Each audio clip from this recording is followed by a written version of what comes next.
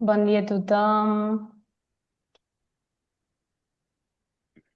Benvinguts i benvingudes. Si us sembla, donem un minutet perquè tothom vagi entrant. Va pujant el nombre de participants i, per tant, donarem una estoneta perquè tothom pugui entrar. Bon dia, Jordi.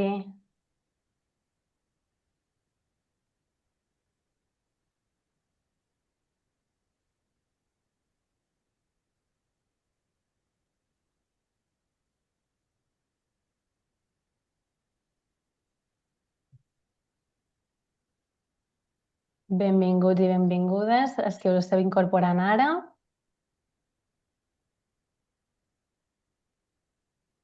Els que acabeu d'arribar, donem un minut, menys d'un minut, perquè tothom es pugui acabar de connectar bé.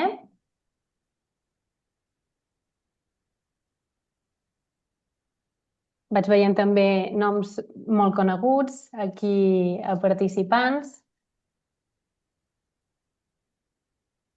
que fa molta il·lusió.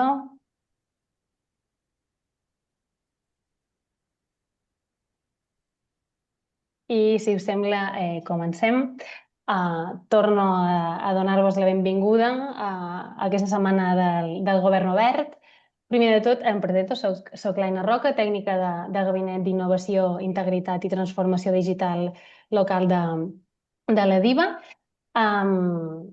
I probablement tots els participants que esteu aquí comenceu a impulsar projectes d'intel·ligència artificial als vostres ens. A vegades no acabem d'entendre què ens suposen ni què ens comporta la normativa.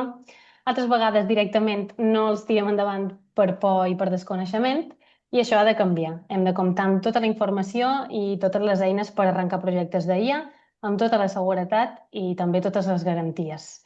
Perquè això també ens fa ser una administració més íntegra, una bona administració. En aquesta sessió, que té per nom Sistemes d'IA al sector públic local, com poden ajudar les guies de l'ESIA, coneixerem de primera mà què és l'Agència Espanyola de Supervisió de la Intel·ligència Artificial, quin és el seu propòsit i, sobretot, com la seva feina ens pot facilitar la implantació de sistemes d'IA als nostres ens locals.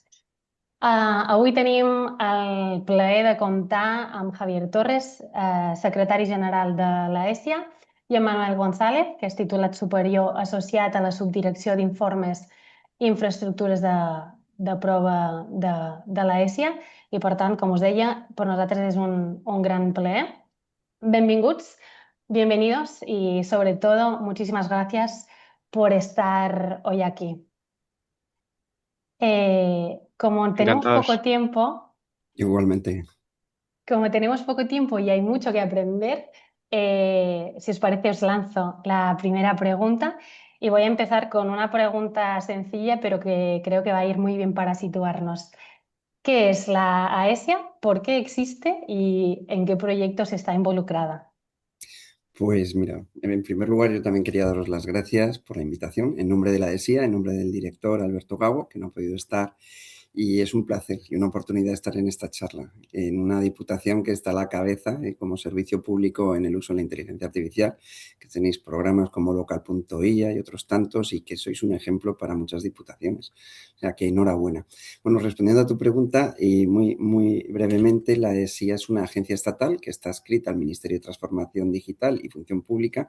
Tenemos nuestra sede en Coruña, aquí por tanto estamos, los expedientes son en gallego y en español, en castellano, y nos encargamos de promover el desarrollo y uso responsable y sostenible y confiable de la IA, pero además también de garantizar la protección de derechos fundamentales de los ciudadanos, que es la base del reglamento de IA, y sobre todo nos encargamos de tratar de crear un ecosistema de IA, un ecosistema de confianza con las empresas para que innoven coordinadamente con nosotros, con toda la confianza también con entidades públicas, de manera que, sabiendo las reglas del juego, podamos colaborar para que desde el principio entrenen sistemas con arreglo al reglamento, ¿no? Es decir, nuestro nombre es de supervisión, pero la realidad es que somos un organismo pionero del mundo porque en realidad nosotros nos hemos configurado de una forma muy proactiva, no reactiva como otras agencias que hay denuncias y sanciones sistemáticamente, sino que nosotros tenemos un carácter muy proactivo con diferentes funciones. Una primera, por supuesto, es la supervisión.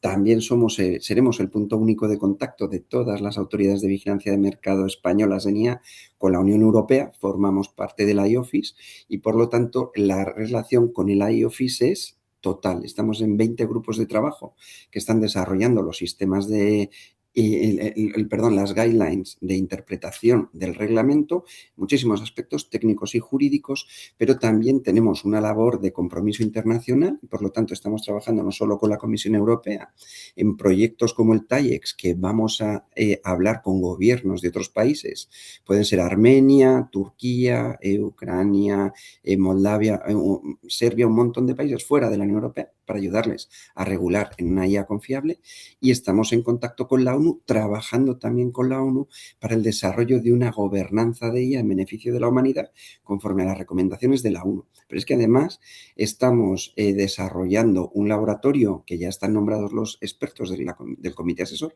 que nos van a permitir anticipar a futuro las tendencias de la IA para hacer propuestas regulatorias al gobierno. Y también estamos desarrollando un sandbox hacia el futuro que permita a las empresas entrenar sus sistemas con toda confianza, ayudándoles en esa coordinación, en esa colaboración, a que lo hagan conforme a la normativa, ¿no? Con un asesoramiento, un seguimiento, una mentorización que sabéis que ya ha habido un pilot sandbox en el ámbito del ministerio en el cual estamos también nosotros involucrados y que ya se ha llevado a cabo el desarrollo por 12 empresas de esos sistemas de IA, ¿no? Bueno, pues es una visión global que permite entender a la ESIA de una forma mucho más real de lo que somos. No nos limitaremos a supervisar con la finalidad de crear ese ecosistema. No sé si te he contestado, Aina, correctamente o Yo completamente. Sí. creo que sí, además, esta visión global, yo creo que permite lo que decía antes, situarnos todas y todos antes de arrancar. Ahora ya voy a ir bajando un poco más al trabajo de las guías, porque habéis trabajado, no voy a hacer yo spoilers, os voy a preguntar a vosotros, pero habéis trabajado unas guías sobre el RIA. Os quería preguntar cómo nace este formato y qué necesidades se preveían, ¿no? Antes de poneros con ello. Pues las guías son el resultado de una de las funciones que tiene la ESIA, que viene mandada por el reglamento, que es la creación de un sandbox. Y aquí en España, de manera pionera también, se hizo un piloto de sandbox que fue organizado originalmente por la Secretaría de Estado de Digitalización e Inteligencia Artificial, al cual nos hemos incorporado y hemos desarrollado juntos. Entonces, la función principal de este sandbox es acompañar a las empresas a saber cómo interpretar y desarrollar esos requisitos que pide el reglamento y a la vez servir de aprendizaje regulatorio para nosotros sobre cómo las empresas están realmente utilizando la IA y cómo están en esos sistemas innovadores. En ese sentido, las guías son documentos que se originaron para acompañar a esas empresas, para darles formación, para darles como un manual sobre cómo tenían que interpretar esos requisitos a falta de que se publiquen las normas armonizadas y estándares que van a tener que existir a la hora de que entre el reglamento en adopción total.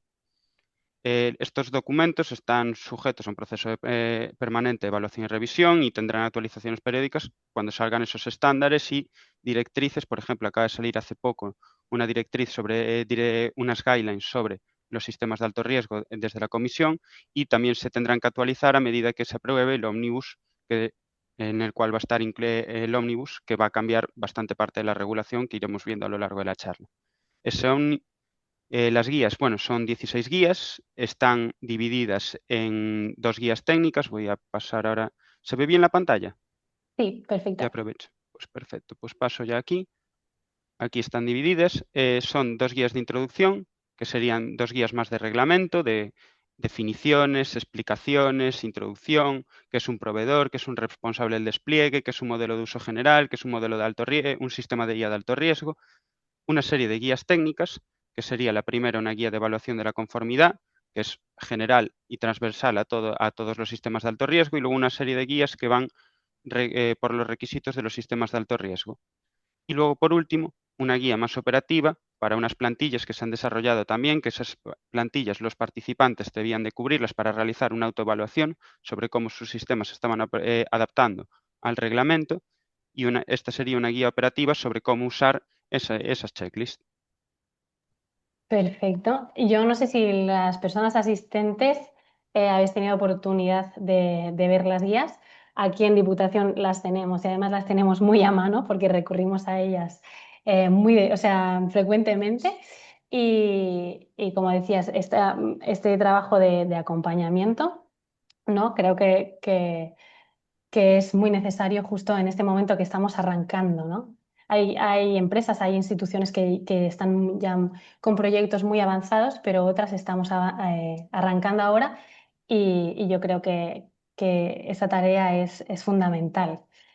Siguiendo con estas guías y viendo también todo el checklist también, las diferentes guías que has comentado, se acompañan de modelos y plantillas, ¿no? ¿Nos pueden poner ejemplos de cuáles pueden ser de utilidad para las entidades locales? Yo sé que mi compañera Ainhoa ha dejado en el chat, o creo haber visto en el chat, un comentario que desde Diputación hemos intentado, desde Localia, centrarnos justo en lo que es de utilidad para las entidades locales, pero si vosotros podéis explicar o poner ejemplos de cuáles pueden ser de utilidad también para las entidades locales.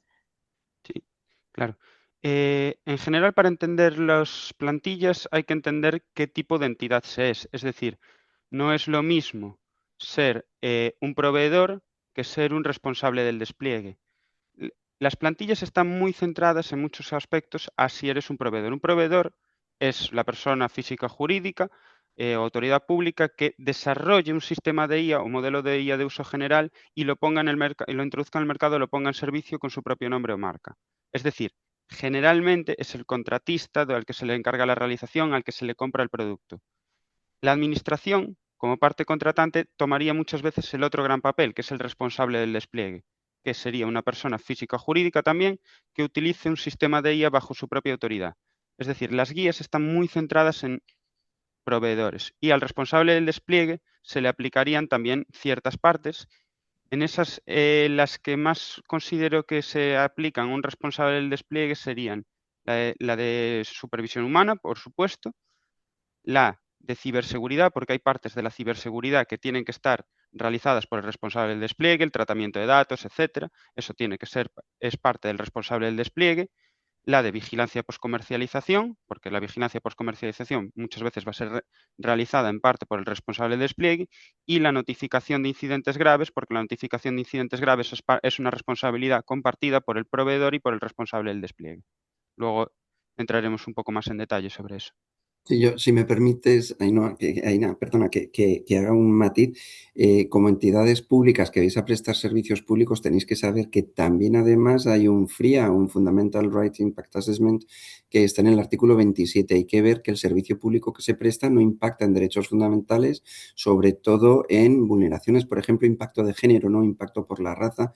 Hay que hacer una evaluación, con lo cual tenéis que tenerlo siempre muy presente. Y luego que sepáis que en las guías, en el sistema de gestión de riesgos, en los supuestos que la desarrolléis vosotros como proveedores, el sistema de gestión de riesgos no está desarrollado en las propias guías. ¿Por qué? Porque el estándar de sistema de gestión de riesgos, cuando se estaban redactando las guidelines, era inminente que salieran por parte del IOFIS. Entonces, claro, no vamos a sacar un estándar cuando lo va a sacar. Lo que pasa es que el IOFIS lo ha retrasado porque ha habido discusiones internas entre los estados. Entonces, que sepáis que en la guía lo que no está es porque es inminente que lo vaya a sacar ya la Unión Europea. Pero es cierto que ahora mismo con el Digital Omnibus se ha retrasado un poquito, pero sí que en los próximos meses que sepáis que todos esos estándares que serán necesarios también para llevar a cabo el desarrollo de sistemas, lo previsible es que se puedan ir conociendo porque se publiquen. Voy a hablar un momento también, además, ahora, que es un buen momento, porque claro, ya hemos mencionado 3 o 4 veces el ómnibus y no tienen por qué saber, la gente no tiene por qué saber lo que es el ómnibus. El ómnibus va a ser una reforma de varias leyes, en concreto para el RIA, afecta que cambia varias cosas de la regulación. cambia. Primero, cambia sobre todo las fechas. Originalmente el reglamento ponía el 2 de febrero de 2025 como entrada en aplicación de la prohibición de sistemas prohibidos. El 2 de agosto, las relaciones sobre modelos de IA de uso general y algunos otros apartados, como el de autoridades notificantes y organismos notificados. Y ponía el 2 de agosto de 2026 como entrada general del reglamento. Eso se ha movido y ahora el 2 de diciembre entran las obligaciones de transparencia del artículo 50 y el 2 de diciembre de 2027 entran en vigor las obligaciones para los sistemas de alto riesgo del anexo 3, que luego veremos la diferencia entre anexo 3 y anexo 1, y el 2 de agosto entran en vigor las obligaciones para los sistemas de alto riesgo del anexo 1. Entonces, además de mover estas fechas, se introduce una nueva prohibición, que es, antes había 8 tipos de sistemas prohibidos, ahora hay 9, para prohibir la generación de contenido sexual no consentido que contenga abuso a menores. Genial, muy bien este apunte del Omnibus.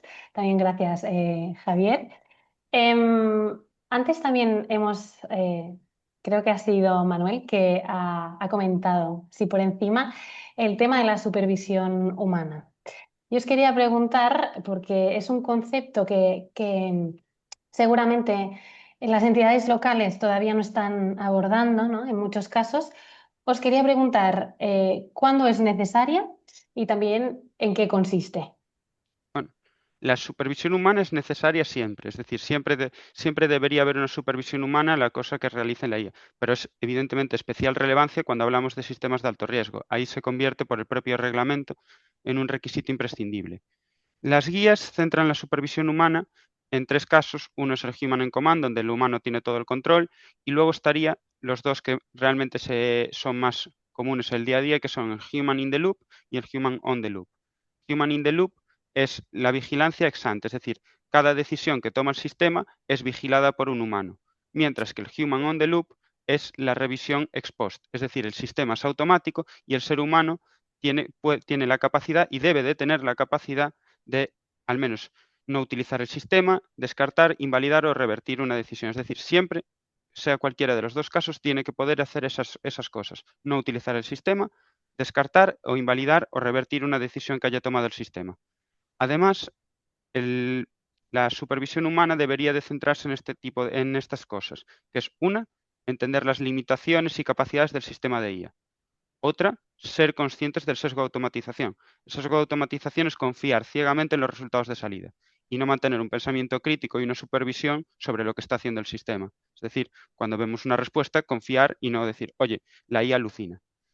Y poder interpretar correctamente los resultados de salida. Es decir, tener una interfaz humano-máquina que puedas entender como responsable del despliegue, que esté adaptada al lenguaje que utiliza el responsable del despliegue para poder saber por qué ha tomado una decisión el sistema, por qué, si el sistema va bien, va mal, se está perdiendo la precisión, de repente ha sufrido un ataque, ese tipo de cosas, la interfaz humano-máquina debería de poder permitírtelas. Genial. Aquí creo que un tema clave eh, es la formación y el conocimiento cada vez mayor de todos los empleados y empleadas públicas. En este sentido, permitidme que mencione el itinerario de formación que ofrecemos también desde Localia, por si hay alguna persona asistente pues que tiene que empezar a trabajar con algún sistema de IA o tiene que lanzar algún proyecto y cree que le falta o que le puede ir bien hacer algún curso, alguna formación concreta. Desde Localia vamos lanzando formaciones que pues aprovecho esta diapositiva tan interesante de la supervisión humana para también ofreceros el camino de la formación y de mayor conocimiento para también estar más seguros y también estar más tranquilos. Vale, Manuel, si te parece, continuamos. Todo eso que estábamos comentando del riesgo, eh, también para ligarlo con otras implicaciones a tener en consideración en el día a día de una entidad local. podríamos hablar de semáforo de riesgos, ¿no? Para conocer qué nivel de riesgo tenemos o ante qué nivel de riesgo nos encontramos. ¿Qué es este semáforo de riesgos y para qué sirve conocer el nivel de riesgo? Porque Sí. justo comentabas con esto de la supervisión humana, el nivel de riesgo. Sí, el reglamento se centra en el uso de los sistemas y en ese sentido primero establece una serie de líneas rojas, ¿no? Entonces aquí tendríamos una pirámide que sería, en primer lugar, los sistemas prohibidos. Es decir, estos 8 casos que mencionaba antes, que ahora son 9, de sistemas prohibidos. Esos sistemas prohibidos, por ejemplo, ya he mencionado el de generación de contenido sexual y no consentido. Otro ejemplo claro es el de puntuación ciudadana, que puede ser de interés, que son sistemas de IA que evalúen o clasifiquen a personas físicas o colectivos de personas en función de características de la personalidad. Es decir, de forma que la puntuación ciudadana pueda provocar un trato perjudicial o desfavorable en contextos donde no guarde relación o cuando el trato sea injustificado o desproporcionado. Es decir, este sería uno de esos ejemplos de líneas rojas que no debe pasar un sistema. Luego, a partir de aquí, bajamos y ya tenemos una serie de sistemas de alto riesgo. Y aquí tenemos 2 tipos de sistemas de alto riesgo. Estamos los del anexo 1, que son eh, productos sujetos a otros actos legislativos de la Unión, es decir, el anexo 1A son los basados en el nuevo marco legislativo, el anexo 1B son otros actos legislativos de armonización de la Unión, son productos y estos ya tienen su propia legislación sectorial. Y luego están los del anexo 3, que son los ámbitos de alto riesgo. Aquí son también una serie de casos concretos donde el sistema se cree que por su posible impacto en derechos fundamentales va a tener o en salud o en seguridad, puede tener alto riesgo para las personas. Entonces, aquí estaría la biometría, identificación biométrica identificación biométrica, categorización, luego estarían las infraestructuras críticas y luego estaría, por ejemplo, y en general estaría luego empleo, gestión de los trabajadores, acceso al autoempleo. Por ejemplo, un caso muy común es un sistema de IA destinado por ser utilizado por las autoridades públicas o en su nombre para evaluar la admisibilidad de las personas físicas para beneficiarse de servicios y prestaciones esenciales de asistencia pública, ayudas, también incluidos servicios de asistencia sanitarias, para conceder, reducir, retirar esos servicios, esas ayudas y prestaciones o reclamar su devolución. Ese es el anexo 3.5, aquí estaría, y 5.a dentro de ese anexo. ¿Algún otro? Pues el anexo 4b, que sería para tomar decisiones que afecten a las relaciones de índole laboral, es decir, promoción, rescisión de contratos, para la asignación de tareas en base a comportamientos o rasgos o características personales o para medir y evaluar el rendimiento y comportamiento de las personas en esos ámbitos laborales. Bueno, Aina, perdóname, si Sí, me sí. disculpáis, no hay Aina, yo tengo que irme, que tengo un acto ahora a las 12. Os dejo con Manuel en sus manos. Muchísimas Y es que gracias. os vuelvo a agradecer que hayáis contado con la ESIA y contad con nosotros en esa alfabetización, en esas posibles también jornadas de formación, cuando lo estiméis conveniente. A vuestro servicio estamos. Muchísimas gracias y buenos días. Muchísimas gracias a vosotros. Hasta luego. Muchas Gracias, gracias. gracias Javier. Aquí en estos sistemas de alto riesgo, ya continúo, ya tiro del tirón, y hay una serie de excepciones. Es decir, está el anexo 3, pero luego se establecen para el anexo 3 una serie de excepciones, que son precisamente si está pensado para cuando haya un riesgo de salud, seguridad, derechos fundamentales, pues precisamente las excepciones son cuando no presente un riesgo para esas cosas. Esos casos son, pues, cuando realiza una tarea de procedimiento limitada, cuando mejora el resultado de una actividad humana previamente realizada, cuando en vez de sea para tomar la decisión, sea para detectar patrones en la toma de decisiones y no esté destinado a sustituir esa valoración humana, o cuando realiza una tarea preparatoria para una evaluación que sí sea de los casos de uso del anexo 3. Entonces, eso sería también unas excepciones que se contemplan en el reglamento, porque precisamente es eso, si tenemos unos casos de uso que se consideran de alto riesgo por su posible impacto, pues habrá unas excepciones cuando se considere que realmente no tiene ese impacto. Luego, aquí habrá en los sistemas de alto riesgo también habrá las autoridades competentes. En algunos casos será la ESIA y en algunos otros casos, como por ejemplo en la garantía del cumplimiento del derecho, pues la autoridad competente será la Agencia Española de Protección de Datos, sin perjuicio de que la ESIA sea el punto de contacto único para todas esas cosas de autoridad de vigilancia del mercado. Genial. Estoy viendo en preguntas y respuestas que preguntan, muy interesante el análisis del anexo 3, tanto los ámbitos como las excepciones. ¿La aplicación de la IA en el ámbito de la contratación estarían dentro de los ámbitos de alto riesgo? Depende mucho, todas estas cosas al final no se puede establecer un caso de uso con una cosa concreta porque es que con estas excepciones, por ejemplo, se acaban de publicar ahora mismo las guidelines el draft de las guidelines de casos de IA de alto riesgo. No recuerdo cuántas páginas son, pero estoy 100% seguro de que son más de 100 páginas por cada caso. Entonces, entra la contratación en sí misma entra en parte puede entrar en parte. ¿Entra en cada caso concreto que pueda estar relacionado a la contratación? Ahí hay que ir caso a caso concreto viendo en qué uso dentro de la contratación. Perfecto, Por ejemplo, perfecto, es eso, lo que gracias. comentaba en el 4b es la promoción o rescisión de relaciones contractuales de índole laboral. Eso es decir, podría llegar a entrar. Genial, creo que la pregunta está ya contestada.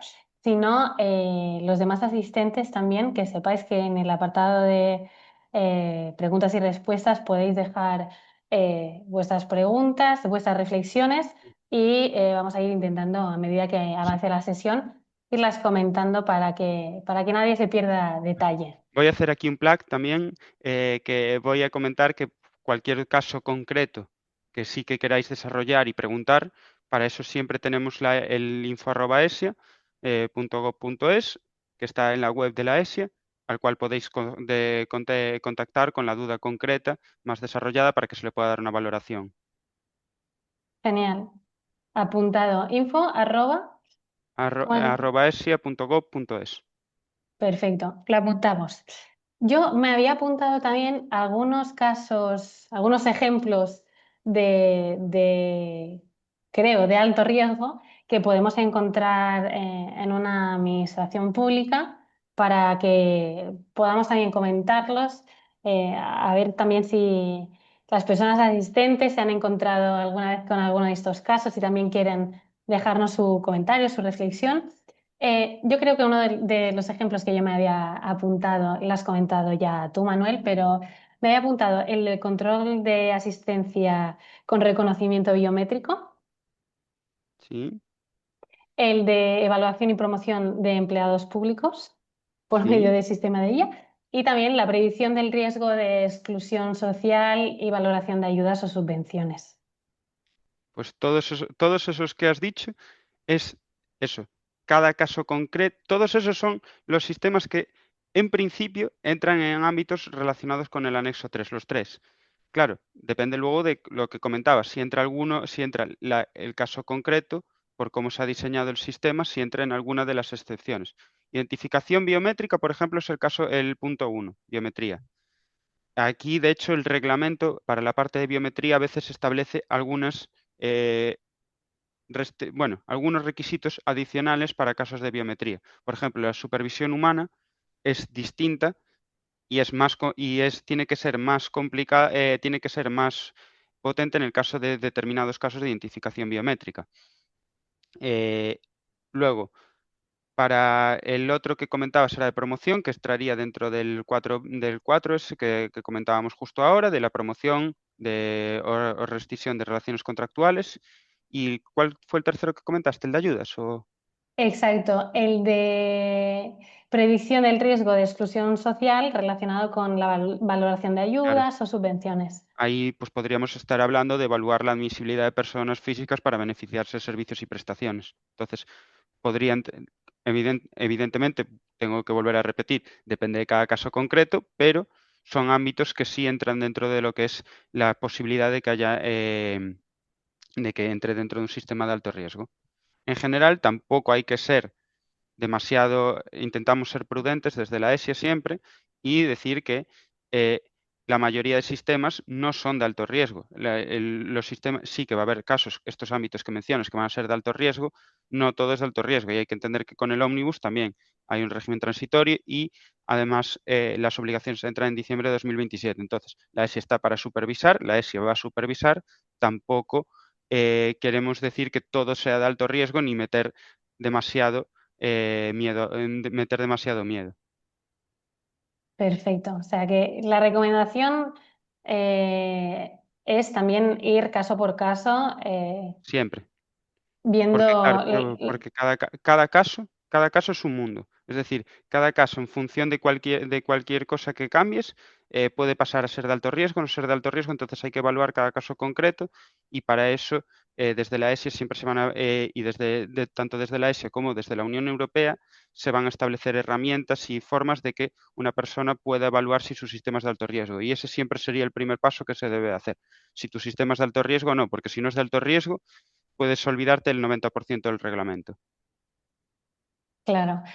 Relacionado con esto tenía la pregunta estrella que yo creo que es la que más va a interesar a las personas asistentes. Una vez hagamos esta evaluación previa, vemos que el sistema no es de alto riesgo, tomamos las medidas adecuadas y tenemos ya el sistema de IA funcionando, desde el ayuntamiento, ¿qué tenemos que controlar? ¿Qué tenemos también que pedir a un proveedor, por ejemplo, si contratamos un servicio que utiliza IA generativa para ayudar, por ejemplo, en los procesos de contratación? Aquí esta distinción que ya hacías antes entre el papel del proveedor y de la entidad local misma, ¿no? Pero ¿el ayuntamiento qué le puede pedir? ¿O qué le tiene que Ah, pedir al proveedor? aquí hay dos partes. Una está antes lo que comentas, qué le tiene que pedir el proveedor, que hay que controlar cuando hace el contrato, la contratación pública, cuando hace ese tipo de cosas. Vale, el ayuntamiento ahí tiene que tener dos cosas claras. Una, si es de alto riesgo. Y otra, si vas a ser proveedor o responsable. Ambas cosas pueden tener cierta dificultad. Por ejemplo, hay una serie de casos en el reglamento donde se prevé que un responsable del despliegue pasa a ser proveedor. Creo que lo tengo por aquí. Aquí. Que cuando ponga, por ejemplo, un responsable del despliegue pasa a ser proveedor cuando ponga su nombre o marca un sistema de IA de alto riesgo que ya se haya introducido en el mercado, cuando cambie la finalidad prevista de un sistema de IA, cuando lo modifique sustancialmente el sistema de IA. Entonces, primero hay que entender si el sistema es de alto riesgo y, en segundo lugar, si eres proveedor o responsable. Si contratas, si eres responsable del despliegue, tienes que pedir la declaración de conformidad del sistema una vez entre todo esto en vigor. Siempre estoy hablando cuando entre todo esto en vigor. Luego, otro punto muy importante que comentábamos justo antes de empezar era la evaluación de impacto en derechos fundamentales. Esta evaluación de impacto la debe de realizar debe ser realizada por el responsable del despliegue que sea, y aquí por eso aplica especialmente aquí, organismos de derecho público o entidades privadas que prestan servicios públicos. También en los casos que sea también en las entidades que sea para evaluar la solvencia de personas físicas, establecer su calificación crediticia y la fijación de evaluación de riesgos y fijación de precios en seguros de vida y de salud. Pero bueno, aquí nos centramos en organismos de derecho público que prestan servicios públicos y que deberán llevar a cabo una evaluación del impacto que tendrá que ser pues, una descripción de los procesos en los que se incluirá del responsable de despliegue, en los que se utilizará el sistema de IA de alto riesgo, una descripción del periodo de tiempo en el cual se prevé utilizar el sistema de IA de alto riesgo y la frecuencia, las categorías físicas y colectivos que puedan verse afectados por su utilización, los riesgos de perjuicio específicos que puedan afectar a las categorías físicas y colectivos y una descripción de las medidas de supervisión humana, de acuerdo con las instrucciones de uso. Y aquí ya me voy a la segunda parte, que es si ya estamos, ya se ha puesto, lo otro que comentabas, ya se ha puesto en funcionamiento, ¿qué tengo que hacer como ayuntamiento? Vale, pues aquí estamos entrando en el apartado de la vigilancia post-comercialización. Mencionamos ya un poquito antes que como mínimo siempre tienes que poder hacer estas cuatro cosas: decidir no utilizar el sistema, descartar, invalidar o revertir una decisión. Otra cosa que debería poder realizar el sistema a partir de las instrucciones de uso y a partir de la interfaz es poder explicar las decisiones que ha tomado el sistema, es decir, que el supervisor pueda entender por qué una determinada persona por ejemplo, se le ha concedido o denegado una determinada ayuda. Y por último, aquí el procedimiento si hay un incidente grave o un riesgo. Es decir, ya nos hemos ido al peor caso, ¿vale? Pues, ¿qué tenemos que hacer? Pues primero, definir qué es un incidente grave. Un incidente grave pues, es el fallecimiento de una persona, un perjuicio grave para su salud, una alteración grave e irreversible del funcionamiento de infraestructuras críticas, el incumplimiento de obligaciones destinadas a proteger los derechos fundamentales y daños graves en la propiedad del medio ambiente. En función del tipo de incidente, pues habrá un determinado plazo de notificación. Por ejemplo, en el caso de un fallecimiento, la notificación tiene que ser en máximo de 10 días. Yo creo que, por cierto, como detalle está en los artículos que tenéis, que son extremadamente didácticos, es una cosa que faltaría añadir. Y luego una infracción generalizada. Y otra cosa que falta añadir, que también porque en las guías es una cosa que está bastante confusa, para ser honestos, que es las responsabilidades de cada una de las partes, es decir, del responsable del despliegue y del proveedor. Porque el responsable del despliegue debe de notificar en primer lugar al proveedor y en segundo lugar debe de notificar debe notificar a la autoridad de vigilancia de mercado competente. Es una cosa que siempre, porque parece que como el proveedor ya va a notificar también, el responsable del despliegue no tiene que notificar también el responsable del despliegue también tiene que notificar a la autoridad de vigilancia de mercado, además de notificar al proveedor. Y si no puedes contactar con el proveedor, el resto de obligaciones también le aplicarían a ese proveedor, a ese responsable del despliegue. Tendría que hacer la notificación. Bueno, la notificación responsable del despliegue tiene que ser de manera inmediata. Estos plazos son para el proveedor o para el responsable del despliegue si no consigue contactar. Los plazos del responsable del despliegue son inmediatos. En cuanto pueda, contactar primero al proveedor y luego contacta inmediatamente al importador, distribuidor, autoridad de vigilancia del mercado. Y, bueno, creo que sí tienes que seguir la notificación con esos plazos y a partir de aquí, y el proveedor luego a partir de aquí tendría que investigar sin demora las causas del incidente, evaluación de riesgos del incidente y medidas correctoras.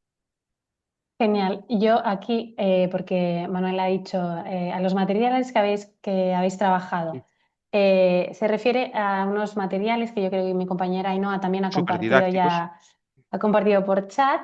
y muy bien explicados. Gracias. Pues la intención es esta, aterrizar un poco más el contenido de las guías de la ESIA, y las tenéis también con los enlaces en el chat de la sesión. ¿Vale? Una cosa que también vamos repitiendo, aunque no sea dicho con esta palabra, es la explicabilidad del sistema. Siempre tenemos que estar con capacidad de explicar, ¿no? Como decías, se tiene se tiene que poder explicar el riesgo, las medidas que se han tomado, la supervisión humana que hay, etcétera, etcétera, ¿no? Siempre este punto de explicabilidad de la IA. Sí, la explicabilidad de la IA es fundamental porque al final luego va a haber un artículo, que el artículo 85 creo recordar, siempre me lío con los números, pero en un futuro, cuando esto esté totalmente en aplicación, tendrá el derecho una persona de que si un sistema de estos de anexo 3, de que le expliquen la decisión que ha tomado el sistema. Es decir, por eso el supervisor humano tiene que poder entender y el sistema tiene que estar desarrollado de una manera lo más transparente posible, para que una persona humana pueda entender por qué el sistema ha tomado una determinada decisión, en este caso, que te puede afectar a la salud, seguridad o derechos fundamentales. Al final volvemos siempre a lo mismo, porque el reglamento siempre vuelve a lo mismo. Si va a afectar a salud, seguridad o derechos fundamentales, tengo que poder entender la decisión que se ha tomado. Claro, aquí transparencia IA van muy de la mano. Manuel, te lanzo unas preguntas que nos acaban de llegar antes de seguir con la Sí. siguiente pregunta. Daniel pregunta, ¿cómo funcionan la vigilancia post-comercialización y la notificación de incidencias graves? Que justo es lo que acabas de Sí, explicar. El comentario es de hace unos minutos. ah, Y también pregunta, ¿qué medios debería tener la Administración para proteger los datos ante posibles ataques de robo de datos? En cuanto a protección de datos, tampoco quiero, no quiero pisar lo que serían las competencias de la Agencia Española de Protección de Datos.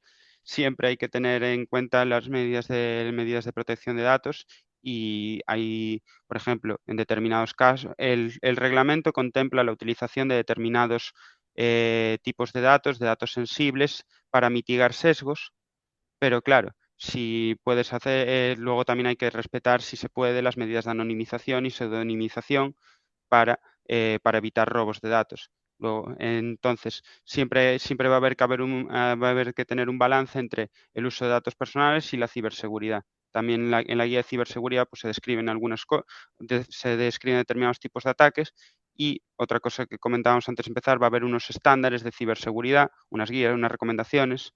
Entonces, al final va a haber siempre, todavía no está 100% definido porque es un tema complicado y también la protección de datos va a tener que ser, eso sí, fundamental.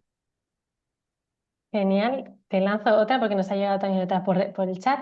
Te preguntan, ¿cuál es la recomendación o posición de la agencia respecto del uso de modelos de IA privados en la administración pública, en el sentido de compartir datos e información de la administración con terceros cuando se usa este tipo de modelos?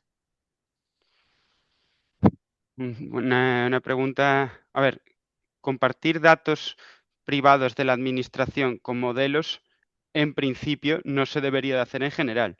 Igual que no pones en un correo que vayas a enviar a alguien externo datos privados de la administración, no puedes poner datos privados de la administración a un modelo de IA, porque ya el propio Gemini te dice, em, algunas de estas conversaciones podrán ser revisadas por un humano. Entonces, ¿utilizar modelos de IA? Sí. Utilizar modelos de IA en gallego tenemos una expresión que se le dice consentidiño.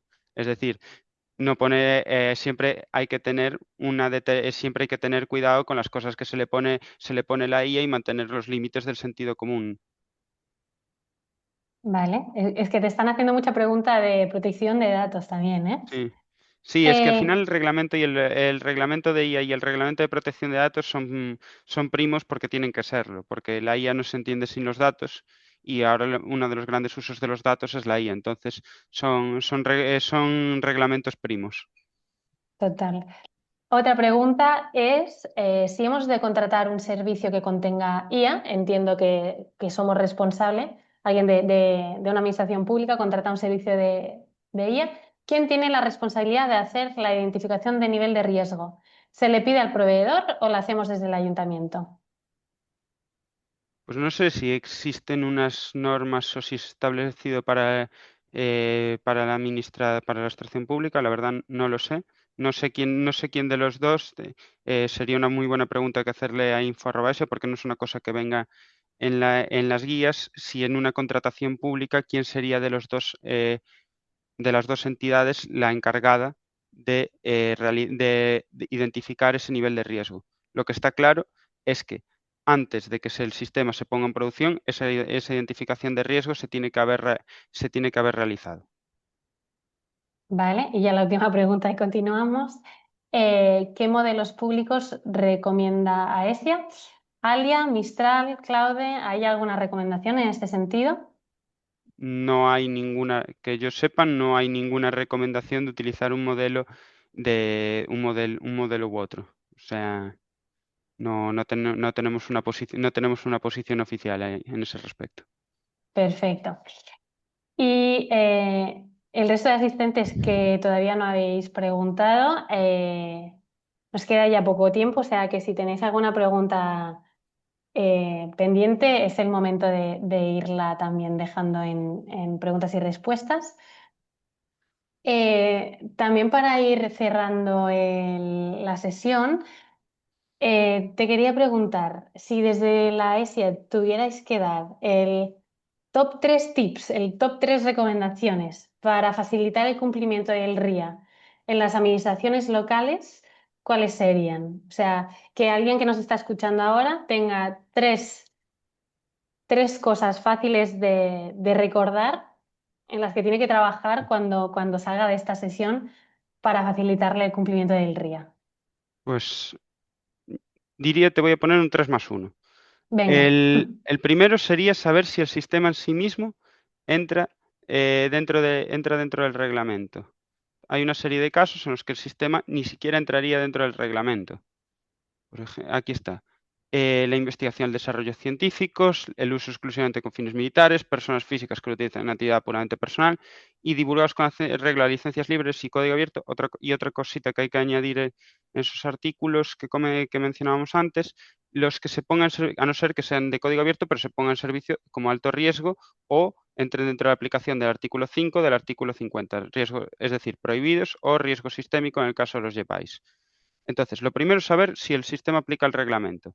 Luego, si el sistema es prohibido, pues nos vamos aquí ahora, a o de alto riesgo. Si es un JPAI, por ejemplo, ahí el responsable es la comisión o la oficina de IA. Y el tercer caso, que también lo comentábamos, ¿qué rol tienes dentro del reglamento? Si eres proveedor o responsable del despliegue. Y el +1 es que siempre, para cualquier duda concreta, podéis contactar con la ESIA usando el info@esia.gov. Ese es el +1. Siempre, cualquier duda concreta, usar el info@esia. Perfecto. Tenemos otra pregunta. José Luis pregunta, ¿qué área en el ayuntamiento debería hacer ese análisis de riesgo? ¿Área tecnológica, área jurídica o el área funcional que utilizara el agente ya concreto?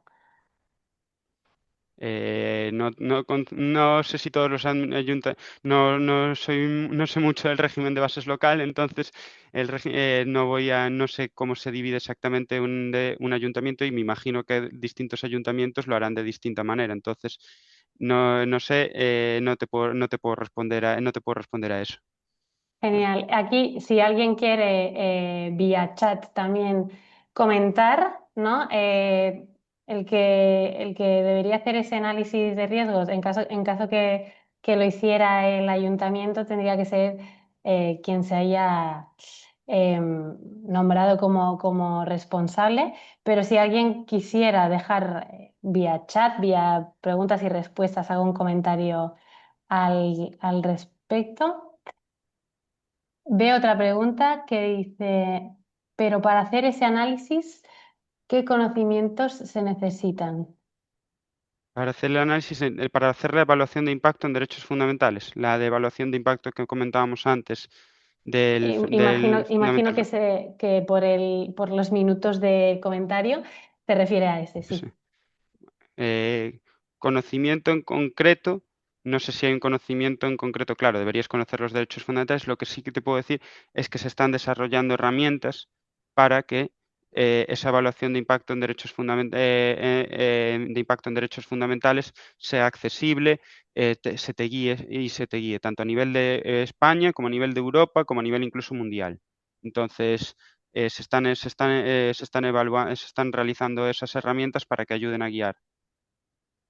Genial. Aquí aprovecho también para comentar que desde Localia, también imagino que Ainhoa, que veo que está haciendo una tarea de ir poniendo un montón de recursos en el chat, veo que también lo ha puesto. Desde Localia hemos trabajado una herramienta para facilitar la identificación del nivel de riesgo del sistema de IA a licitar. Si bien es cierto que Manuel comentaba antes que se tiene que analizar siempre caso por caso, ¿no? Porque cada caso pues puede tener sus particularidades. Os dejamos aquí también esta herramienta por si os puede facilitar la identificación del nivel de riesgo del sistema de IA. Después de este top 3 que comentábamos, Manuel, yo no sé si tú quisieras añadir algún apunte, si algún participante quiere también lanzar una última pregunta final, alguna reflexión. ¿En qué punto estáis en vuestros ayuntamientos, en vuestras entidades locales? Si alguien quiere compartir su experiencia, que podamos comentarla aquí, sería también genial. Que nos cuenten también aprendizaje regulatorio, que nos cuenten cómo lo están, si ya se han encontrado casos que ellos consideren que son de alto riesgo, si ellos consideran, si han leído las guías, si han entendido las guías, si se las han leído, si han leído los artículos que habéis realizado. Es verdad que al no tener micro y tener que ir todo vía chat, esto nos dificulta un poco la conversación con ellos.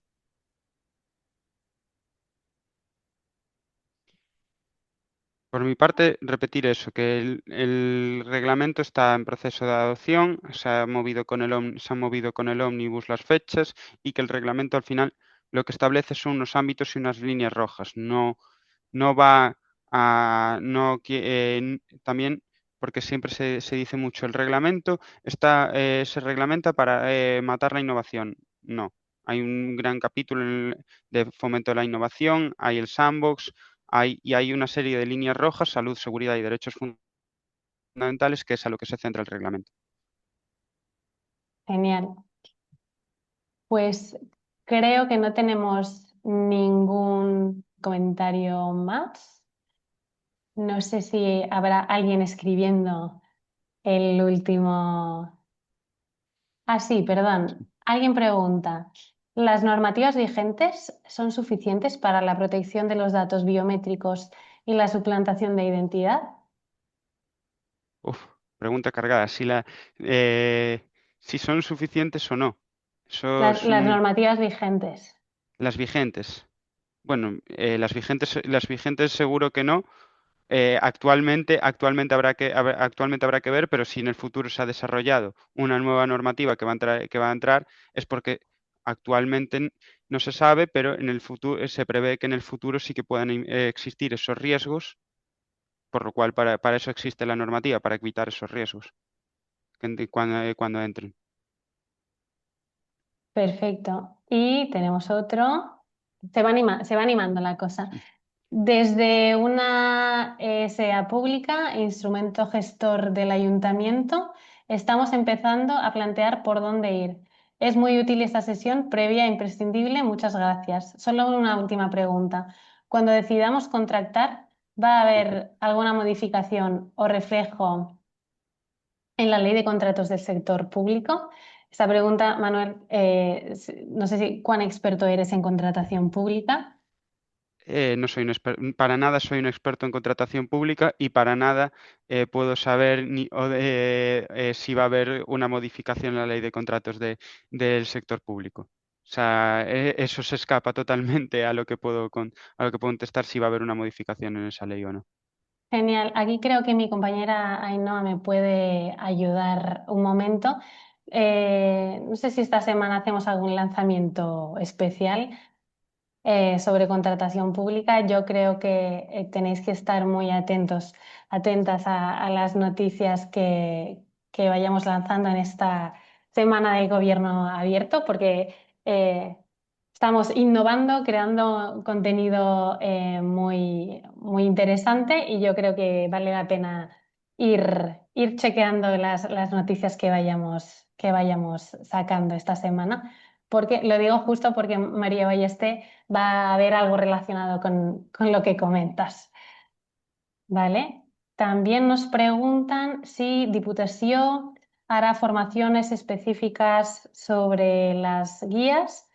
Em, Como os decía, tenemos un itinerario de formación que toca diferentes ámbitos de la IA. Obviamente, el RIA se contempla, recomendaciones de las guías también, y así donde hay los enlaces de Localia, os animo también a acceder, a ver un poco qué hay dentro, también a ver exactamente el itinerario de formación en qué consiste. Y también, es que me sabe fatal porque parece que nos hacemos los interesantes, pero esta semana también van a haber novedades respecto a las formaciones que ofrecemos.